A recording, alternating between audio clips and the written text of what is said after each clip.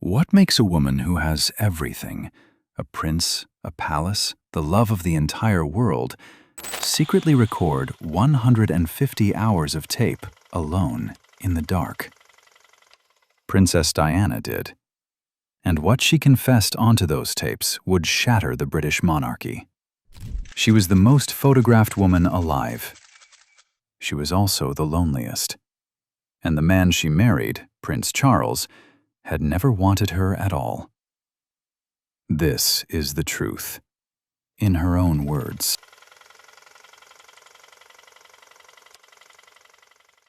Welcome back. It is good to have you with us tonight. The tapes you just heard about, the ones she hid in her sofa, we'll come to those. But to understand why a princess would record her own secrets in the dark, you have to go back, long before the palace, long before the cameras. There are stories that history tells very well, the battles, the treaties, the speeches that changed the course of nations. History is comfortable with power, with the men and women who held it, who wielded it, who died for it. But history has always had difficulty with the people who simply lived beside it. The wife in the background of the official portrait, the daughter who left and never returned. The woman standing just outside the frame of every photograph, present but unnamed, necessary but unseen, loved by the world perhaps, but not always by the one person who mattered most. This is what we concern ourselves with here, at Behind the Throne. Not the throne itself, but the lives of those who stood next to it and paid the price. Tonight, we turn to the story of one of the most recognized women of the 20th century, a woman who was watched, truly watched, by more people in a single morning than most human beings will ever be seen by in a lifetime. 750 million people turned on their televisions on July 29, 1981, and saw her walk down the aisle of St. Paul's Cathedral in London. They saw the dress. They saw the smile. They saw what appeared to be the beginning of a fairy tale. What they could not see, what almost no one could see, was what was already happening inside. She had been engaged for 5 months by then, and in those 5 months, something had already begun to break. She would describe it herself years later, in her own words, in recordings she made in secret at the palace she was supposed to call home. She would describe the cold of those early weeks, the loneliness of the corridors, the silence that filled a house built for ceremony rather than comfort. She would describe, with a precision that is difficult to forget, exactly how much of herself she had already lost before the wedding bells had even rung. Her name was Diana Frances Spencer. She was 20 years old when she married Prince Charles, the Prince of Wales and heir to the British throne. She was 36 when she died, in a tunnel in Paris, on a late August night that stunned the world into silence. But this is not a story about that night. This is a story about everything that came before it. About the girl who waited on a doorstep for someone who never came back. About the woman who smiled for a planet and wept alone. About 15 years inside the most famous marriage in the world, told, for the first time, the way she actually lived it. Tonight's story begins long before the cameras found her. It begins in Norfolk, England, in a house built on the edge of a queen's estate, and with a child's lesson learned too early, that some people do not come back when they promise they will. Norfolk, England, 1969. She was 7 years old, and she was waiting. The house was called Park House, a 10-bedroom Victorian mansion set on the grounds of Sandringham, the Queen's estate in Norfolk. Her mother had packed her things and put them in the car. Before she drove away, she made her daughter a promise. "I'll come back to see you." Diana waited on the stone steps. Her mother did not come back. According to her brother, Charles Spencer, Diana stood on that doorstep and waited for a long time. She was the youngest daughter of the house. Her older sisters, Jane and Sarah, were away at boarding school. Charles was only 2, too young to understand what was happening. So Diana waited alone, as she would wait alone many more times in her life, in many different houses, for many different people, with the same quiet certainty that someone would eventually return. They rarely did. It is tempting to pass quickly over childhood in a story like this, to get to the famous parts, the dress, the palace, the cameras. But there is no understanding what came later without understanding what was already there. And what was already there, embedded in Diana Spencer long before a prince ever looked her way, was this: the knowledge, learned too early, learned in a doorway, that the people you need most are capable of leaving without warning. That a promise made on the way out the door does not always survive the drive away. That lesson would shape everything. Her parents' marriage had been troubled for years. Johnny Spencer and Frances Roche had married in 1954 when Frances was 18, barely more than a girl herself, the daughter of a baron, stepping into a world of titles and estates and expectations. They had 3 children before Diana, and a son who died just 10 hours after birth. A grief so profound that Frances was reportedly not permitted to hold him. When Diana arrived on July 1, 1961, she was the 4th child in a family still hollowing out. The divorce was finalized in 1969. Frances had left for another man, Peter Shand Kidd, a wallpaper heir. In the custody battle that followed, she was branded the Bolter and lost the care of her children. Johnny Spencer kept the house. He kept the 4 children, and Diana, age 7, was left with a father who loved her quietly and steadily, and a mother who had promised to return. Park House stood at the very edge of the royal estate. As a small girl, Diana played on the lawns of Sandringham with Princes Andrew and Edward, the Queen's younger sons. The Queen herself had been godmother to one of Diana's siblings. The family was not exactly royal, but they were close enough to royalty to understand its geometry. Close enough to see how it arranged people. Close enough to be arranged by it in time. Diana was not an academic child, and she never pretended otherwise. She failed her O-level examinations twice, dropped out of boarding school at 16, and spent a brief, homesick term at a finishing school in Switzerland before returning to England. Years later, she would describe herself on recordings, the tapes she made in secret in her sitting room when she finally decided to speak, with a particular sadness. "I always thought I was stupid," she said, "because my brother was the clever one. I used to go to the headmistress crying, saying I wish I wasn't so stupid." She was not stupid. She was, by all accounts, deeply observant, the kind of person who noticed things others walked past. She noticed when people were frightened. She noticed when people were in pain. She had a particular tenderness with children, with the elderly, with the sick.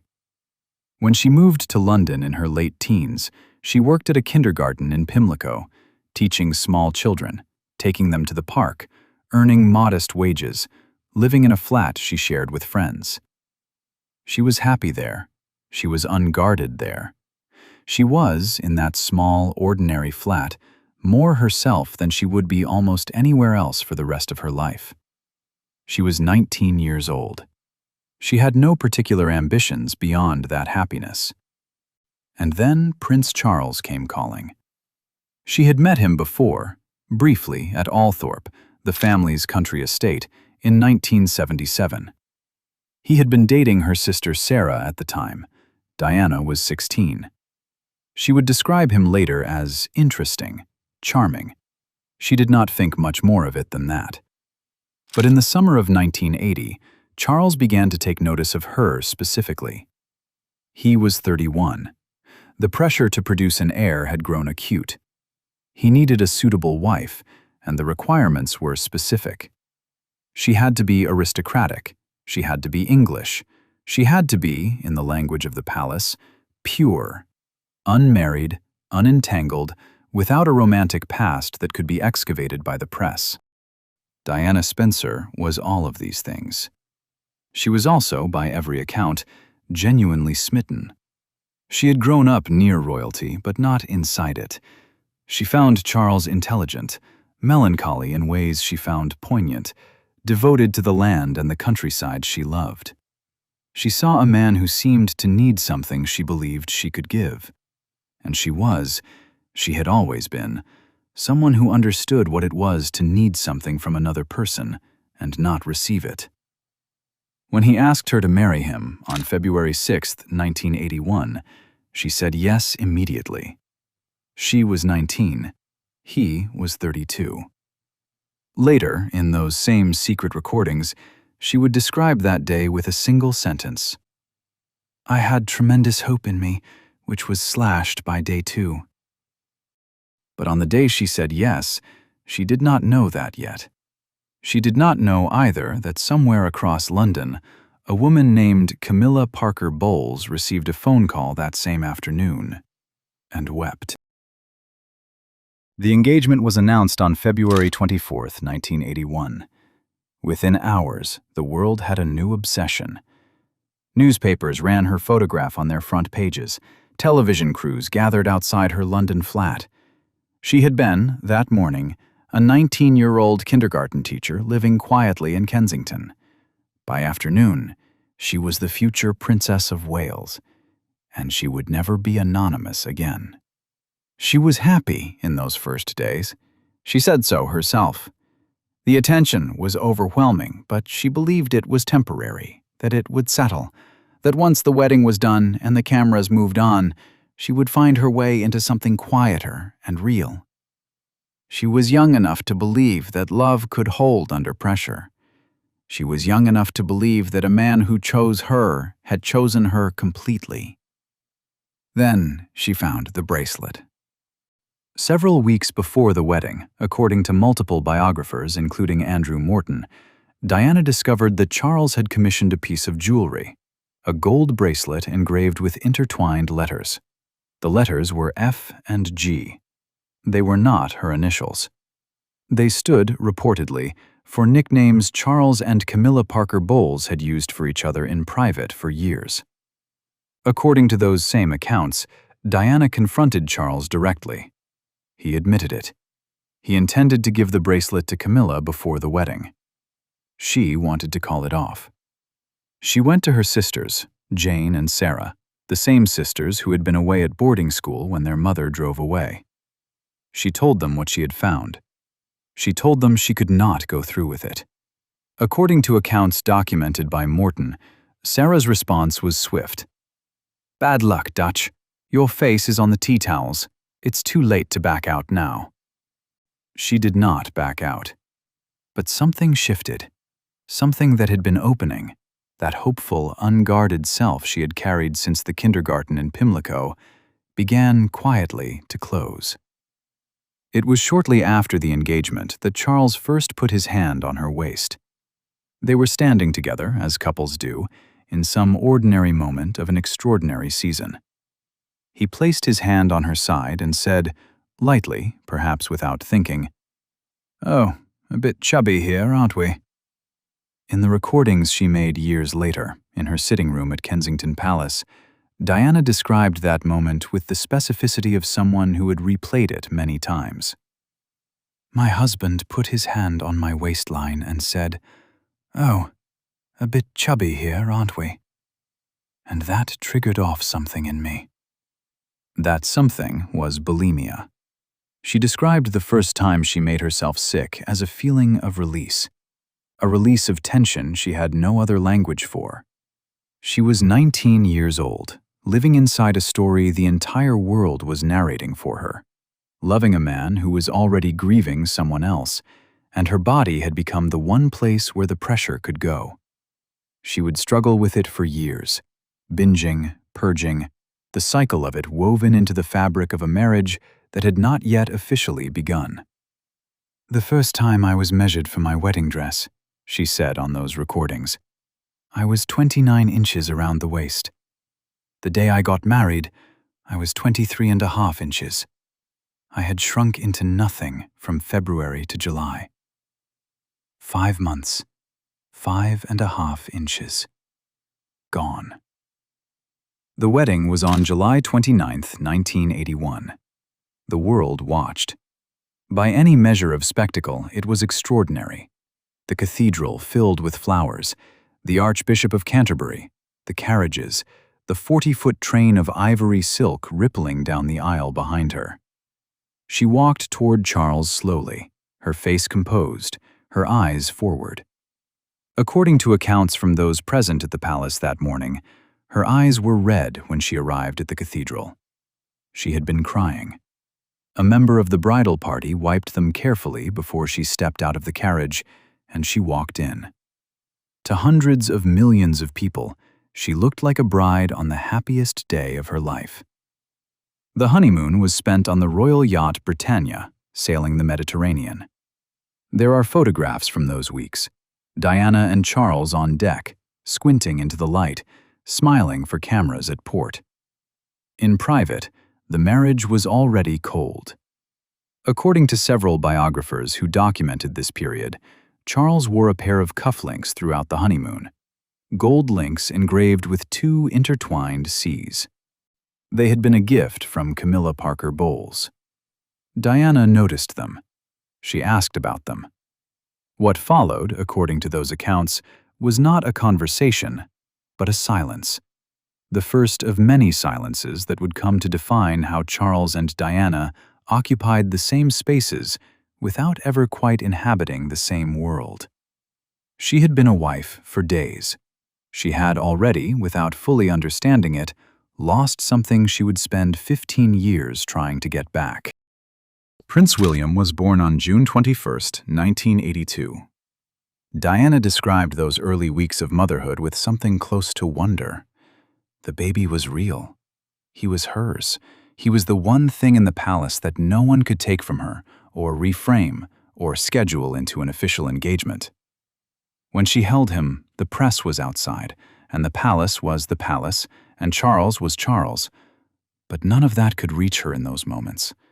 She held her son, and she was simply a mother. For a brief while, it seemed possible that the marriage might find its footing. It did not. By the time Prince Harry arrived in September 1984, the distance between Charles and Diana had become something that could no longer be passed off as the adjustments of a newly married couple. It was structural. It was, to those who worked in close proximity to them, undeniable. A member of the household press corps later recalled that from their earliest public outings together, something held Charles back, an enthusiasm and affection from Diana that were often not matched by her more reserved husband. The cameras caught it occasionally, a small gap between their hands, his eyes elsewhere while hers were on him. At home, the gap was wider. By 1986, they had ceased, in any meaningful sense, to be living a shared life. They occupied the same grand residence, attended the same official functions, sat across from each other at the same formal dinners. But they had separate calendars, separate staffs, separate sets of loyalties among the people who served them. According to royal biographer Sally Bedell Smith, it was around this time that Charles and Camilla Parker Bowles quietly resumed what they had maintained before the wedding, the relationship that had never, in any real sense, ended. Diana knew. She described it on tape years later. The voice is matter-of-fact in a way that is more unsettling than tears would be. Late one evening, the exact date unknown, but somewhere in those years when the marriage had already gone quiet, she was walking past the bathroom in their private quarters at Kensington Palace. Charles was inside. He was on his handheld telephone. She stopped outside the door and listened. Through the wood, she heard her husband's voice, unhurried, intimate. The voice of a man speaking to someone he loved without complication. And then the words, "Whatever happens, I will always love you." She stood in the corridor and did not move. When Charles came out, she told him what she had heard. He did not deny it. What followed was, in her words, a filthy row. And then, as rows in that household tended to do, it dissolved back into the architecture of the palace, into the separate schedules and the separate doors, and the silence that was the house's true language. She told Andrew Morton, "My husband made me feel so inadequate in every possible way. Every time I tried to come up for air, he pushed me back down again." What the public saw during these years was a princess. They saw her visiting hospitals, holding the hands of AIDS patients at a time when the world was still afraid to be in the same room as them. They saw her crouching down to children's eye level, her head tilted, genuinely present. They saw her laughing in photographs, waving from cars, fulfilling the calendar of a woman whose life appeared to be devoted to service. Inside, she was deteriorating. The bulimia had not stopped. It had become, if anything, more entrenched, a daily ritual that offered the only sensation of control available to her. She had confided in people around her. She had sought help. What she encountered, she would later say, was not help, but management. Palace officials concerned less with her well-being than with the image of a princess who appeared not to be well. The requests for therapy were noted. The requests for support were quietly redirected. She was, in the language of the institution, a problem to be contained rather than a person to be cared for. There is a moment she described on those recordings that is perhaps the most difficult to hear. She was pregnant with William. The marriage was already fracturing. One afternoon at Sandringham, the same royal estate where she had grown up next door, where she had played as a child among the hedgerows and the long, flat fields of Norfolk, she threw herself down a staircase. She described it with complete clarity. "I threw myself down the stairs, bearing in mind I was carrying a child." The Queen came out into the corridor. In Diana's telling, Elizabeth was shaking, horrified. Standing over her daughter-in-law at the bottom of the stairs, hands trembling, at a total loss. Charles went out riding. There are no words adequate to that image. So let the image stand.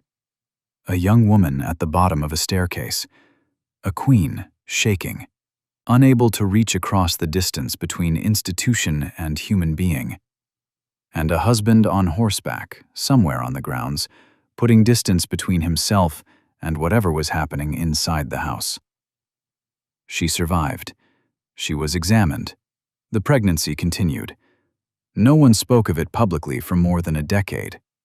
For years after that afternoon, Diana continued to attend the functions and smile for the cameras and stand beside the man she had married. She was becoming, she later said, very good at smiling. She was becoming very good at a great many things the palace needed from her. But something had changed in those years. Quietly, in the way that water changes the shape of stone, without announcement, without a single visible moment of decision, Diana Spencer had begun to understand something that would eventually alter everything. That silence, no matter how well practiced, is not the same as consent, and that there were other ways to speak. February 1989. Ham Common, Richmond. A house belonging to Lady Annabel Goldsmith, the kind of English country house where fires burn in the grates and the rooms fill up easily with the right kind of people. That evening, the occasion was a birthday party for Camilla Parker Bowles's sister. Diana had not been expected. She came anyway.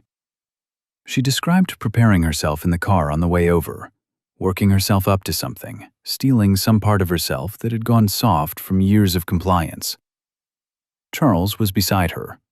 According to her own account, he needled her the whole drive. He did not want her there. He knew, perhaps, what she was capable of when she stopped performing the version of herself that the palace required. She walked in. The room went quiet.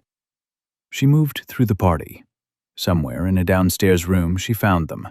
Charles, another guest, and Camilla. The three of them gathered in the easy intimacy of people who have known each other a very long time. They were about to head upstairs to rejoin the other guests. Diana asked to speak with Camilla alone. Charles, by her account, bolted. He ran upstairs and asked the other guest what on earth Diana was going to do. Nobody knew. Camilla was composed. She was always composed. She stood and waited. Diana, by her own description, was terrified. Her hands were shaking. But she had rehearsed this, not the words exactly, but the act of saying something real in a room where real things were never supposed to be said. She looked at the woman her husband had always loved, and she spoke clearly. "I'd just like you to know," she said, "that I know exactly what is going on. Please don't treat me like an idiot." Camilla looked at her for a long moment. Then she said, "Well, you have 2 wonderful boys." Diana would later describe this as one of the bravest moments of her 10-year marriage. Standing in that room, saying the thing out loud, refusing, for once, to pretend. A bodyguard present that evening, Ken Worf, later recalled the moment as a defining one, an indicator, he said, that the end was nigh. She walked back into the party. To everyone watching, it looked like nothing had happened. But something had happened. A door, long shut, had opened just slightly. And Diana, having stepped through it once, began to think about what it might mean to step through it again, further this time, and into a larger room. In May 1991, she made a decision. She would tell her story, not publicly, not yet, but she would put it on record. She had a mutual friend, James Colthurst, a physician who moved quietly between worlds, and through him she made contact with a journalist named Andrew Morton. Morton would write the book. Colthurst would carry the questions, and Diana, alone in her sitting room at Kensington Palace, would answer them. She gave her staff the afternoons off. She unplugged the telephone. She closed the sitting room door. Colthurst sat across from her, holding a body microphone. When she heard someone approaching in the corridor outside, she would pull the microphone from her lapel and tuck it into the cushions of the sofa. She would wait until the footsteps passed. Then she would pull it out and continue. 6 sessions, from May through December of 1991. 150 hours of recorded tape. She spoke for the first time, fully, without management, without a palace press secretary in the room, about the bulimia, about the self-harm, about the staircase, about the bathroom telephone call, about the bracelet, about Camilla. She spoke about what it had cost her to smile year after year in front of cameras that captured everything except what was actually happening. She spoke with, according to James Colthurst, a palpable sense of relief, as though the weight of all those years of silence had been pressing on her chest and she was, at last, breathing. Diana, her true story, was published in June 1992. Buckingham Palace denied everything. Commentators dismissed it. Several bookshops refused to stock it. And then, people read it. The book changed the air around the marriage permanently. Separation was announced in the House of Commons by Prime Minister John Major in December 1992. They were no longer husband and wife in any functional sense. They were 2 people waiting for the machinery of an institution to formally confirm what had been true for years. In 1994, Charles gave a television interview to his authorized biographer, Jonathan Dimbleby. The interview was long, most of it was forgettable. But near the end, Dimbleby asked him directly whether he had been faithful to Diana in their marriage. Charles paused. Then he said that he had been faithful until the marriage had broken down irrevocably. The country heard what he had said. Diana heard it too. She had spent 13 years being told, by the palace and by the press and by the entire architecture of royal life, that she was the problem. Too emotional, too unpredictable, too much. She had been managed and contained and scheduled and dressed and positioned for photographs. She had been given very little in return. Now her husband had gone on television and confirmed, in his own careful words to an audience of millions, that there had always been someone else. She received the news quietly. She did not, by all accounts, fall apart. She reached instead for a phone. There was a journalist she had in mind. His name was Martin Bashir. He worked for the BBC. And he had been asking for some time now whether she would be willing to sit down for an interview. She had been thinking about what to say, and now, at last, she knew. November 1995, Kensington Palace. She sent the staff home early that afternoon. The sitting room was quiet. The same room where she had hidden a microphone in the sofa cushions 4 years before. The same room where she had learned, session by session, what it felt like to speak without being managed. She had arranged the chairs herself. She had chosen her own clothes, a dark jacket, her eyes lined carefully, her gaze direct in a way that she had spent years being coached out of. She looked like a woman who had decided something. Martin Bashir arrived with his crew and set up his equipment. The cameras were positioned. The lights came on. Diana sat down. And on the evening of Monday, November 20th, 1995, 23 million people in the United Kingdom, the largest audience in BBC history for a non-sporting broadcast, turned on their televisions and watched what happened next. The interview ran for 53 minutes. She spoke about postnatal depression. She spoke about the isolation of the palace, the way the institution had circled its walls around her until the walls were all she could see. She spoke about the bulimia, not with shame, but with the clarity of someone who had spent years understanding her own history. "It was a symptom," she told Bashir, "of what was going on in my marriage. I was crying out for help, but giving the wrong signals." She spoke about her own affairs. She named James Hewitt. She did not look away. And then Bashir leaned forward and asked her about Camilla Parker Bowles. There was a pause, very brief. The pause of someone not searching for the words. The words were already there, but choosing one final time whether to say them. She said them.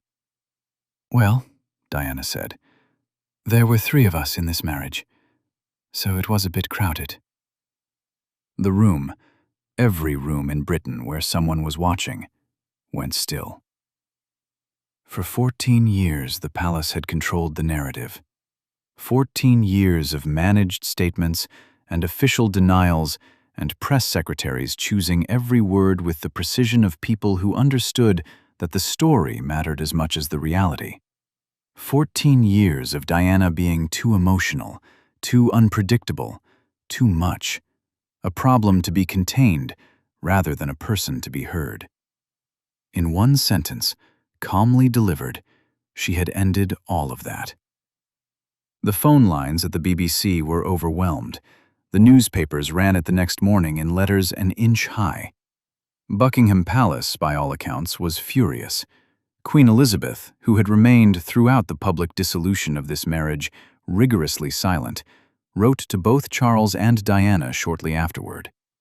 Her message was not a request. They were to divorce. The time for delay was over. The divorce was finalized on August 28, 1996.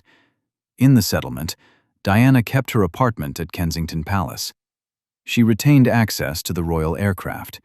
She received a financial settlement reported at the time to be in the range of £17 million. Charles ceased to pay her ongoing expenses. She lost one other thing. The palace stripped her of the title Her Royal Highness. She was no longer HRH, the Princess of Wales. She was Diana, Princess of Wales, the comma doing the quiet, brutal work of demotion. It meant that when people greeted her, they were no longer required to bow or curtsy.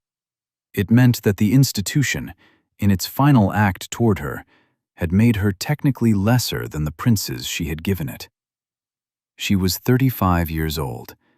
She was, for the first time in 15 years, free. What followed was not the unraveling that some had predicted. What followed, by all available accounts, was something quieter and more surprising. Diana began to find, in the months after the divorce, the shape of a life she had designed herself. She threw herself into the causes she had always cared about: landmines, AIDS, the homeless, the forgotten. In August 1997, she was photographed in Angola, walking through a minefield in protective gear, drawing attention to the children whose limbs had been taken by weapons the world had forgotten it had left behind. She was also, that summer, falling in love. Dodi Fayed was the son of Mohammed Al-Fayed, the Egyptian businessman who owned the Ritz Paris. He was charming and attentive, and unafraid of her in the way that men connected to the palace had always seemed slightly afraid of her. They had spent 10 days together on a yacht in the Mediterranean. She had seemed, to every photographer who captured her that summer, to every friend who spoke to journalists afterward, genuinely happy. On August 30th, 1997, from an apartment in Paris, she telephoned her sons. William was 15, Harry was 12. They were at Balmoral with their father. The call was short. She was upbeat. She told them she would be home soon. She asked about their days.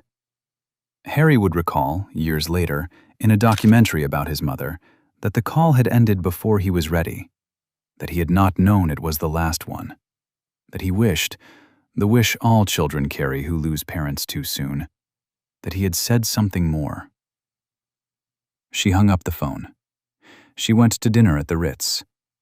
And the night moved forward the way nights do, without asking permission, into something none of them could stop. Just after midnight on August 31st, 1997, a black Mercedes left the back entrance of the Ritz Paris and turned into the city. Security footage from the hotel's cameras showed the final moments before the car departed. Diana and Dodi Fayed standing at the service exit. 7 minutes, waiting for the car to arrive. His arm around her waist, her face in three-quarter profile, turned slightly away from the cameras that had never, in 16 years, stopped finding her. Then the car came. They got in. The Mercedes pulled away, pursued almost immediately by motorcycles, photographers who had been waiting, as they always waited, for whatever would come next. 3 minutes later, in the Pont de l'Alma tunnel, the car struck a concrete pillar.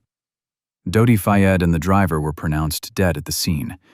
Diana was pulled from the wreckage conscious, her pulse weak, her blood pressure falling. She was taken by ambulance to the Pitié-Salpêtrière hospital. For more than an hour, surgeons worked to repair the damage, a rupture to the pulmonary vein, the kind of injury that is quiet and devastating, and very difficult to stop. At 6 o'clock in the morning, she was declared dead. She was 36 years old. The grief that followed was something the world had not quite prepared for. Not because it was unprecedented, people had mourned public figures before, but because of its texture. It was personal in a way that public mourning rarely is. People who had never met her left flowers outside Kensington Palace in such quantities that the mound eventually rose above head height, stretching down the street in both directions, a landscape of cellophane and color that no one had organized and no one knew how to stop. They came in the rain. They came at night. They left photographs and handwritten notes and soft toys and candles that guttered in the wind and were relit by the person standing next to them. The palace had always regarded her as a problem. The world had regarded her as its own. On April 9, 2005, Prince Charles married Camilla Parker Bowles in a civil ceremony at Windsor Guildhall. The Queen did not attend the ceremony itself, though she hosted a reception afterward at Windsor Castle. Charles was 56. Camilla was 57. They had known each other for 34 years. The country was divided, in the way the country had always been divided about them. But time and the reality of a functioning marriage have a way of wearing resistance down. Camilla is now Queen Consort. She sits beside the king at the ceremonies. She appears in the portraits.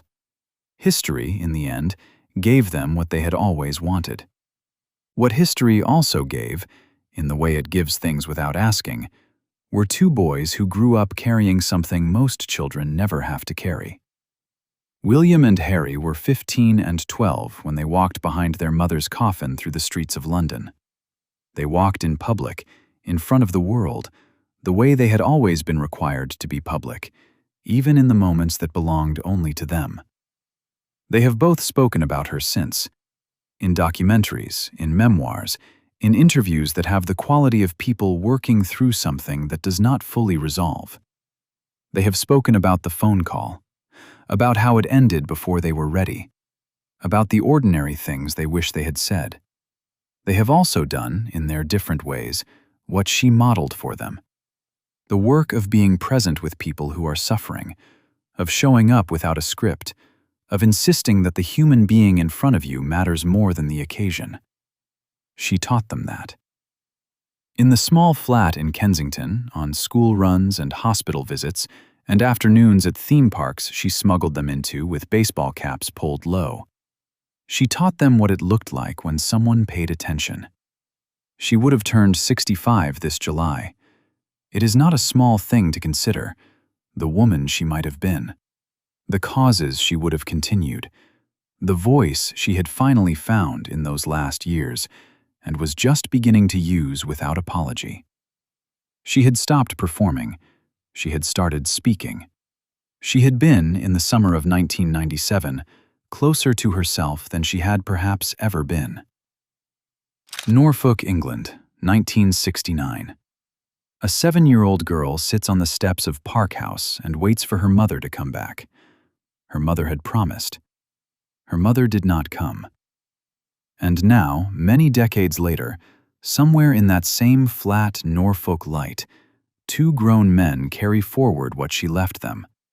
The memory of a woman who knew what it was to wait on a doorstep, and who spent her life making sure that no one else had to wait alone. She never came home.